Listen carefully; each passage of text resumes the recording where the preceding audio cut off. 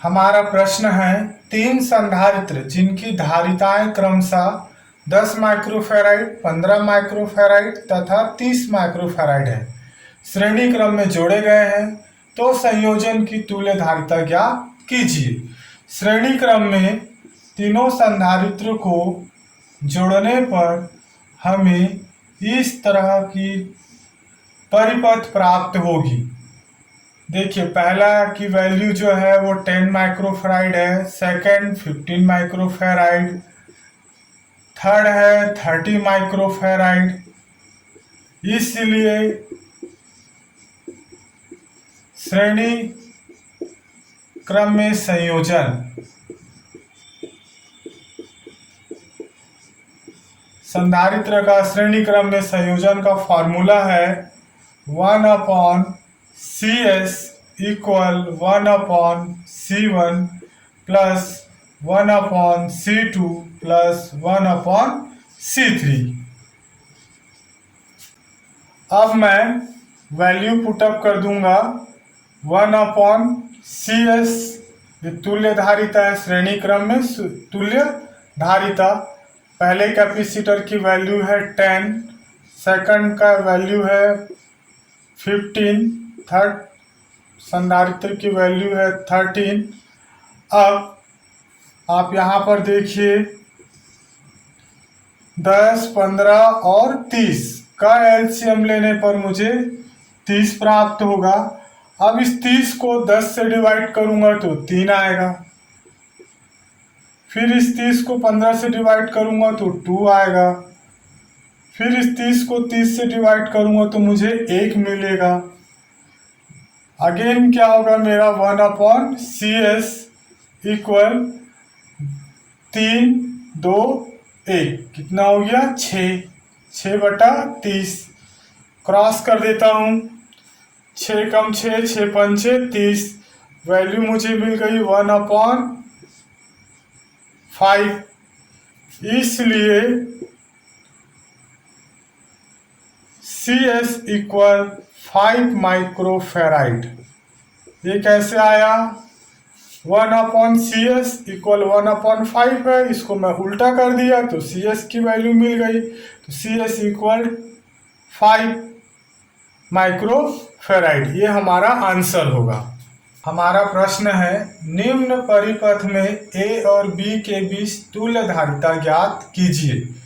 आपके पास एक परिपथ दिया है जिसपे 2 माइक्रोफैराड की 3 कैपेसिटर्स जुड़ी हुई है।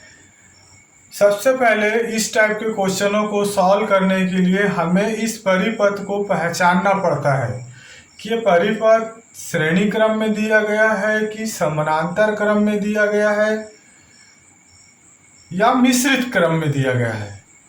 तो ये जो पिक्चर दिया हुआ है, जो ये डायग्राम दिया है, परिपथ दिया है, दिखने में तो हमें ऐसा लग रहा है कि ये श्रेणी क्रम में है, परंतु वास्तव में ये श्रेणी क्रम में नहीं है।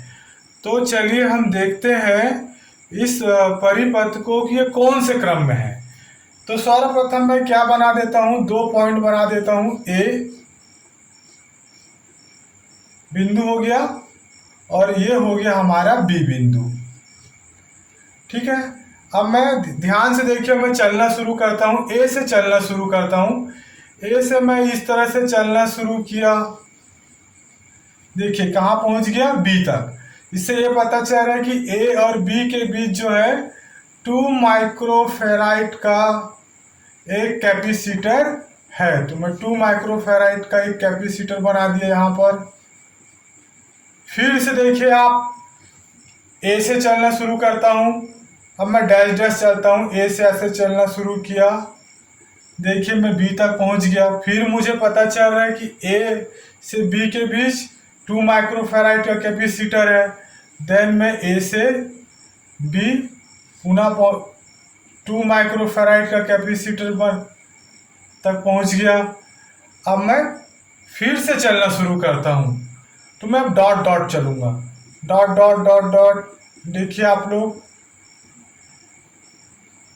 तो A और B के बीच फिर ये 2 माइक्रोफैराड कैपेसिटर है। ये देखिए A और B के बीच फिर 2 माइक्रोफैराड का कैपेसिटर हो गया। तो अब इस पिक्चर से देखकर हमें ये पता चल रहा है कि जो पहला परिपथ दिया हुआ था वो वास्तव में श्रेणी क्रम जैसा दिख रहा है, परंतु श्रेणी क्रम में नहीं है। कौन से क्रम में है? समानांतर क्रम में है। समानांतर क्रम का फॉर्मूला, तो समानांतर क्रम में संधारित्र की फॉर्मूला होता है C equal C1 plus C2 plus C3। ए और बी के बीच तुल्य परिपथ ज्ञात करना है, इसलिए मैं सी ए बी ले लेता हूँ। सी ए बी इक्वल आ जाएगा C1 का मान 2 है, C2 का भी मान 2 है, C3 का मान भी 2 है। इसलिए तुल्य जो धारिता है ए और बी के बीच, इसकी वैल्यू हो जाएगी 6 माइक्रो फैराइड। ये होगा हमारा आंसर। निम्न परिपथ में ए व बी के बीच तुल्य धारिता ज्ञात कीजिए। ये परिपथ दिया हुआ है जिस पर ए और बी के बीच 2 माइक्रोफैराड का 2 कैपेसिटर श्रेणी क्रम में जुड़ा हुआ है, फिर उसके साथ 2 माइक्रोफैराड का कैपेसिटर समानांतर क्रम में जुड़ा हुआ है। तो इस तरह के प्रश्नों को हल करने के लिए हम जो है पहले समानांतर क्रम का फॉर्मूला नहीं लगाएंगे। सबसे पहले 2 माइक्रोफैराड कौन से क्रम में दिया गया है? श्रेणी क्रम में दिया है। तो पहले श्रेणी क्रम की वैल्यू को मुझे क्या करना पड़ेगा? ज्ञात करना पड़ेगा। इसलिए 1/CS equal 1/C1 plus 1/C2। अब 1/CS इक्वल 1/2 प्लस 1/2 इक्वल आ जाएगा ये 1 प्लस 1/2, या आ जाएगा ये 2/2, या आ जाएगा ये 1। इसलिए CS श्रेणी क्रम में जो वैल्यू है वो कितना आ जाएगा? 1 माइक्रोफैराड। ये जो 1 माइक्रोफैराड किनका आंसर है? जब इन दोनों को मैं हल किया हूँ, 2 माइक्रोफैराड और 2 माइक्रोफैराड के संधारित्र को हल करने पर इनका तुल्य जो धारिता है वो कितना है? 1 माइक्रोफैराड। देखिए अब जो मेरा परिपथ है वो किस तरह से होगा? ए हो गया, और जब दोनों में 2 माइक्रोफैराड को सॉल्व किया हूँ तो आंसर आया मेरा 1 माइक्रोफैराड। उसके साथ जो है 2 माइक्रोफैराड कौन से क्रम में है? ये दोनों जो है अब समानांतर क्रम में है। इसलिए समानांतर क्रम का संयोजन, तो समानांतर क्रम का संयोजन का फॉर्मूला क्या है?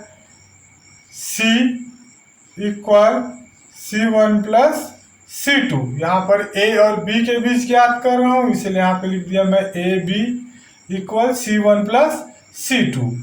CAB इक्वल C1 का मान है 1 माइक्रोफैराड, C2 का मान है 2 माइक्रोफैराड। इसीलिए मेरा जो आंसर आएगा वो CAB बराबर 3 माइक्रोफैराड। ये मेरा फाइनल आंसर होगा 3 माइक्रोफैराड। तो इस जो परिपथ दिया हुआ है इसका तुल्य धारिता का जो आंसर है वो 3 माइक्रोफैराड होगा। 2 माइक्रोफैराड श्रेणी क्रम में दिया है, इनको हल करने पर 1 माइक्रोफैराड आंसर प्राप्त हुआ। जब 1 माइक्रोफैराड को रखकर एक नया परिपथ बनाया तब मुझे पता चला कि अब ये समानांतर क्रम में है, इसलिए समानांतर क्रम का फॉर्मूला पुटअप किया हूँ। देन मेरा आंसर फाइनल जो आंसर है ए और बी के बीच तुल्य प्रतिरोध आया है वो है 3 माइक्रोफैराड। हमारा प्रश्न है निम्न परिपथ में ए व बी के बीच तुल्य धारिता ज्ञात कीजिए। ये हमारा परिपथ दिया हुआ है। अब इस परिपथ पर देखिए 1 माइक्रोफैराड के 3 संधारित्र जो है समानांतर क्रम में दिए हुए हैं। उसके पश्चात जो चौथा संधारित्र है 1 माइक्रोफैराड का, वो श्रेणी क्रम में जोड़ा गया है। तो इसको एक साथ, ऐसे प्रश्नों को एक साथ कभी भी हल हमें नहीं करना चाहिए। पहले हम तीन जो संधारित्र समानांतर क्रम में है उनको हल करेंगे। तो मैं यहाँ पे लिख लेता हूं, समानांतर क्रम में जोड़े गए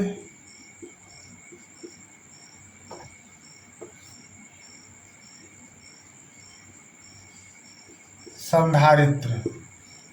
तो इसका फॉर्मूला क्या हो जाएगा हमारे पास, Cp equal C1 plus C2 plus C3। Cp क्यों लिख रहा हूं, क्योंकि समानांतर क्रम में जोड़ा गया है, पैरेलल है, इसलिए Cp इक्वल आ जाएगा 1 प्लस 1 प्लस 1 इक्वल 3 माइक्रोफैराड। देखिए पहले कैपेसिटर की वैल्यू 1 माइक्रोफैराड है, सेकंड भी 1, थर्ड भी 1, तीनों को मैंने वैल्यू पुटअप किया और जोड़ दिया और अब मेरा आंसर आ गया 3 माइक्रोफैराड। ये समानांतर क्रम में हल करने पर तीनों जो है धारिता का, संधारित्र का जो मान है उसका वैल्यू आ गया 3 माइक्रोफैराड। अब मेरा परिपथ होगा 1 माइक्रोफैराड 1 माइक्रोफैराड 1 माइक्रोफैराड को हल करने पर मुझे प्राप्त हुआ है 3 माइक्रोफैराड। उसके साथ 1 माइक्रोफैराड का कैपेसिटर ऑलरेडी जुड़ा हुआ है, किनके बीच, ए और बी के बीच। अब तुल्य जो धारिता होगी, तुल्य धारिता देखिए कैसे ज्ञात करूंगा। अब ए और बी के बीच जो है 3 माइक्रोफैराड और 1 माइक्रोफैराड श्रेणी क्रम में जुड़ा हुआ है, इसलिए श्रेणी क्रम का फॉर्मूला क्या हो जाएगा, 1/CAB equal 1/C1 plus 1/C2। Value put up कर देता हूँ, 1/3, पहला कैपेसिटर है 3, देन दूसरा कैपेसिटर है 1/1, देन क्या आएगा 1/CAB इक्वल, आप लोग देखिए 1/3 प्लस 1 इक्वल, मल्टीप्लाई कर देता हूँ, 3 एकम 3 और 1 4, तो 4/3, इसलिए मेरा आंसर हो जाएगा CAB इक्वल 3/4 माइक्रोफैराड। ये हो जाएगा मेरा फाइनल आंसर। देखिए 1/CAB इक्वल आया है 4/3, इसको उल्टा कर देने पर आंसर हो जाएगा 3/4 माइक्रोफैराड। पूरे इस परिपथ का तुल्य धारिता का मान होगा 3/4 माइक्रोफैराड।